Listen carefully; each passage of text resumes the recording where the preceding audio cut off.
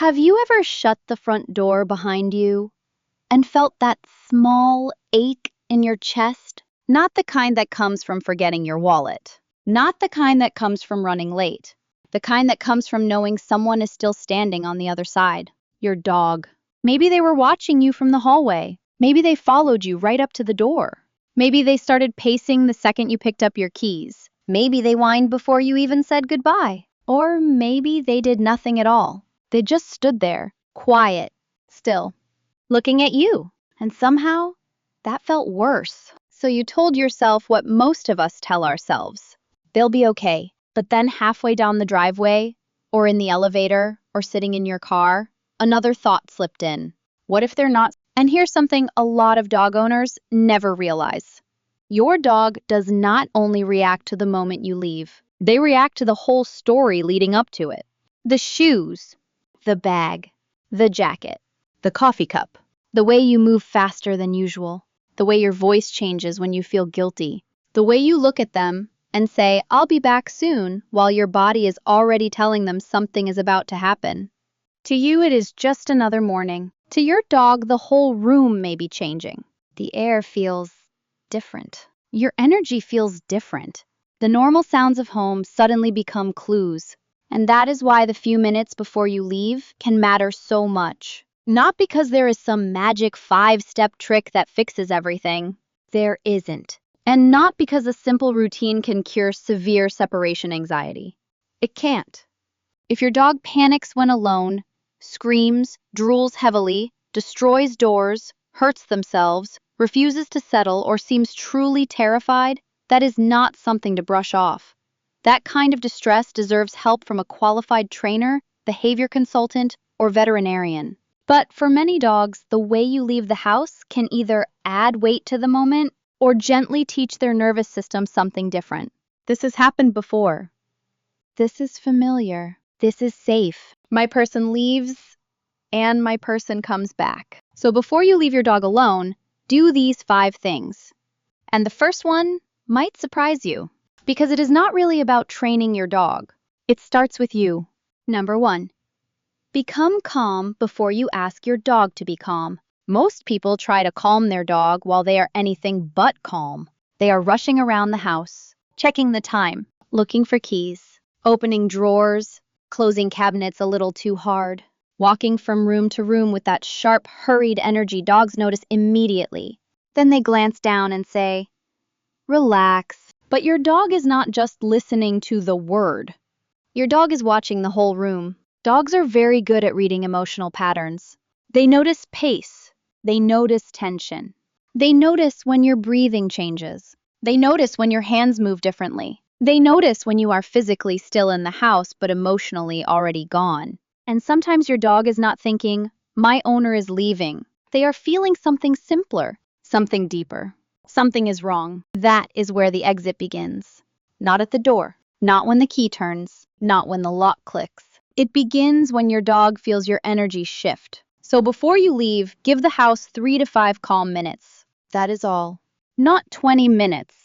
Not a big emotional ritual. Not a performance where you sit on the floor trying to convince your dog that everything is fine. Just 3 to 5 minutes where the home does not feel like it is bracing for impact. Sit for a moment. Stand still. Move slower than your schedule wants you to. Let your shoulders drop. Breathe like this is a normal part of the day. Let your dog see that nothing dangerous is happening.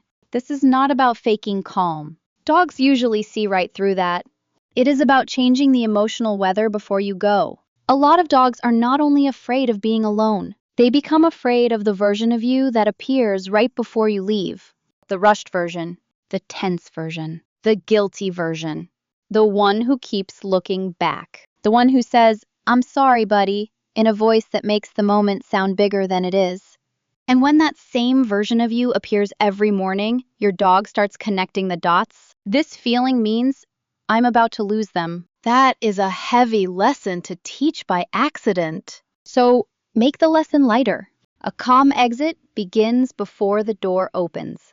And sometimes a dog does not need another command. Sometimes they just need a calm human to borrow from. Minga 2. Give them a short sniff or enrichment moment. Here is something that sounds obvious but really isn't. A tired dog is not always a settled dog. Sometimes a tired dog is just overstimulated. Their body is worn out, but their brain is still spinning. They are panting, watching, following, reacting to every little movement. And when you leave them in that state, they may not know how to come down. That is why the goal before you go is not to drain every ounce of energy out of your dog. The goal is softer than that. You want to help their brain land somewhere. One of the simplest ways to do that is sniffing. A short sniff walk, a slow few minutes in the yard, a little scatter of treats in the grass, a snuffle mat, a food puzzle, a few pieces of kibble hidden around a safe room. Nothing wild, nothing that turns the morning into a circus, just a small job for their nose. To us, sniffing can look like wasted time. You are standing there holding the leash while your dog studies the same patch of grass like it contains ancient secrets. But to your dog it does. Sniffing is not just smelling. Sniffing is information. It is problem solving. It is reading. It is sorting the world into something understandable. And when a dog is using their nose, their mind has somewhere to go besides your shoes, your bag, your keys, and the front door. That is the hidden beauty of it. When your dog sniffs, they are not merely being distracted. They are being brought back into the present. A dog locked onto your departure is living in anticipation. A dog with their nose down is living in the moment. And for an anxious dog, that shift can mean a lot. You do not need to create some huge routine that takes over your whole morning. For many dogs, 5 to 10 minutes is enough to change the tone. A slow sniff outside before work, a few treats folded into a towel, a safe chew that only appears when you leave, a simple puzzle feeder placed down before the emotional pressure gets too high. That little moment tells your dog something important. You have something to do. This room is not empty. The world does not end when I walk out. But timing matters. A lot. If your dog is already frantic, they may not eat. They may not sniff. They may ignore the toy completely. That does not mean they are being difficult. It does not mean they are ungrateful. It usually means their stress has already climbed too high.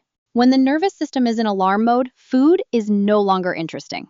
The brain is busy scanning for danger. So offer enrichment early, before the door becomes the center of the universe. Before the whining starts, before their body is too tense to think. The secret is not really the puzzle toy. It is not the treat. It is not the mat.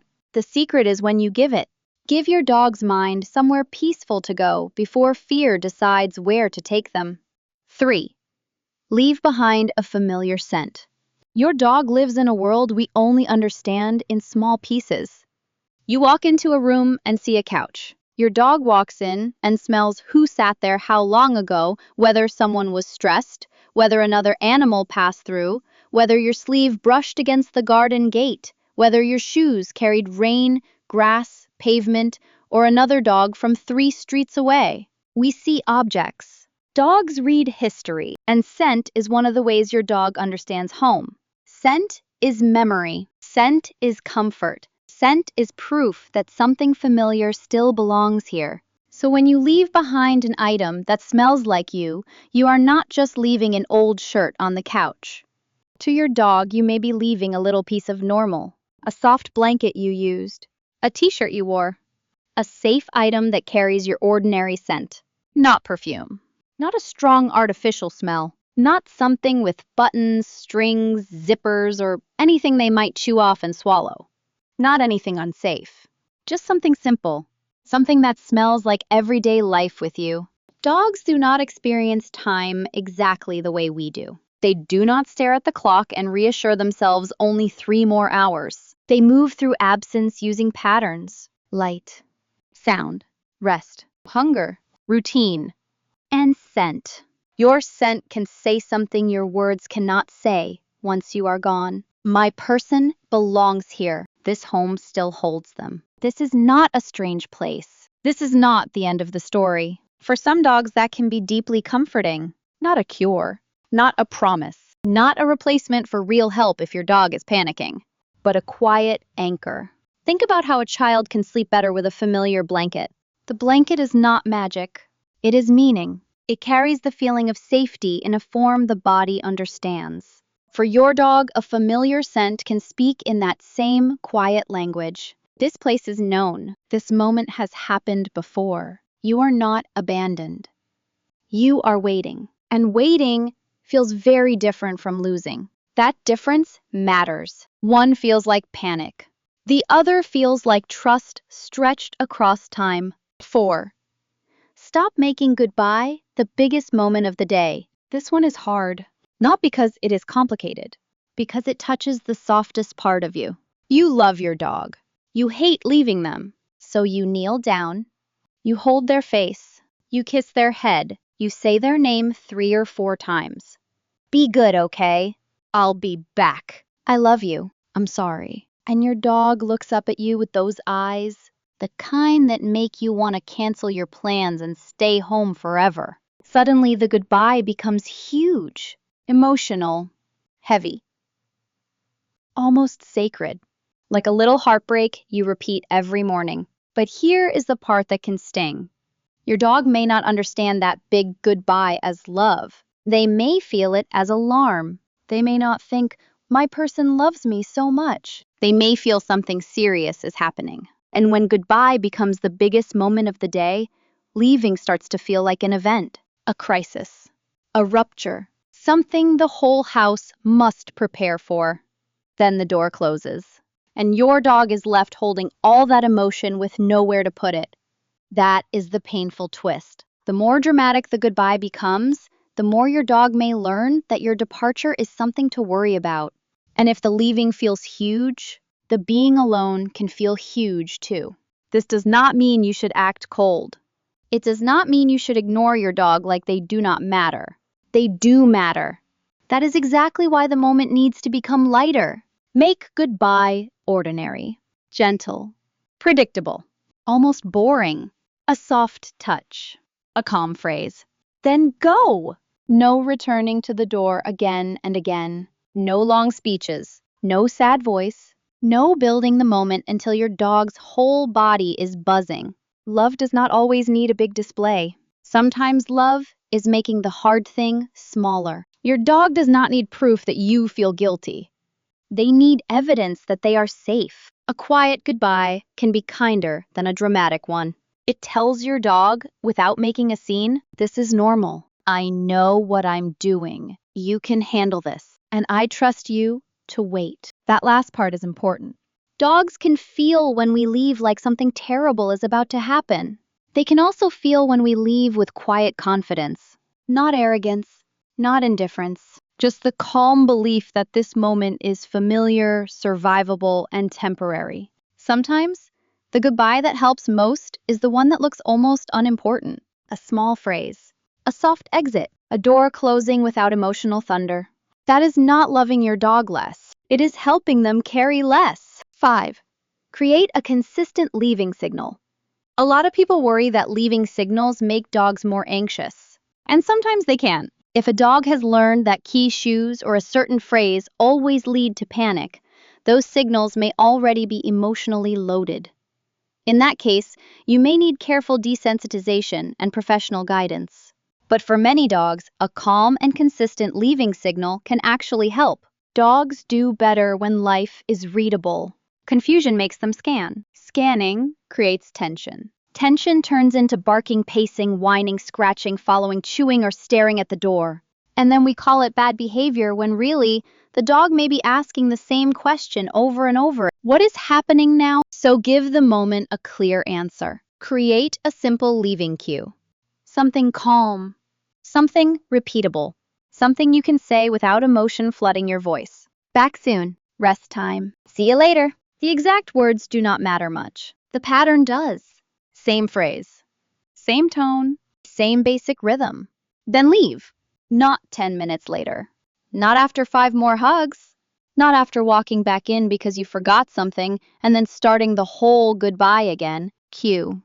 Exit. Return later. Repeat.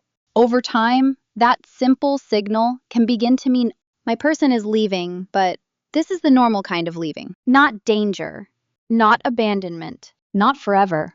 Just the familiar kind. You can pair that cue with the same safe enrichment, the same resting space, the same calm movement through the house. The more predictable the pattern becomes, the less your dog has to guess. And prediction is one of the quiet foundations of safety. A dog who can predict the next moment does not have to panic to control it. They do not have to chase you to the door. They do not have to bark at the sound of the lock. They do not have to turn your departure into a crisis, because the routine already explains what is happening. But keep it simple. The signal should not become a long ritual. It should not be so complicated that you can only do it on perfect mornings. The best routines are not the ones that look impressive. They are the ones you can actually repeat when life is messy, when you are tired, when you are late, when your coffee spills, when your phone is already buzzing. That is the routine your dog can trust. 3 to 5 calm minutes. A short sniff or enrichment moment. A familiar scent. A quiet goodbye. A consistent leaving cue. That is it. Not fancy. Not dramatic. Not a guarantee that every dog will suddenly feel fine alone, but meaningful. Because your dog is always learning what your departures mean. Every morning, whether you realize it or not, you are teaching a lesson. Not with commands.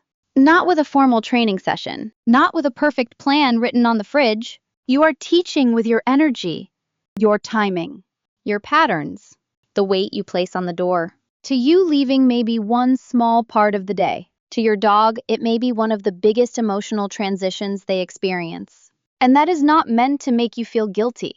Guilt makes the door heavier. Understanding makes it clearer. Your dog does not need you to never leave. That is not real life. They need to understand how leaving works. They need to feel that the house stays safe. They need your absence to have a shape, a beginning, a pattern, and an ending. For many dogs, that starts before you even touch the keys. So tomorrow before you leave, pause for a moment. Let the room soften. Let your dog use their nose. Leave behind something familiar. Say goodbye like it is not the end of the world. Use the same calm signal, then walk out with quiet confidence. Not because you do not care, because you do. Because sometimes the most loving thing you can do before leaving your dog is not to show them how much you will miss them. It is to help them feel safe until you return.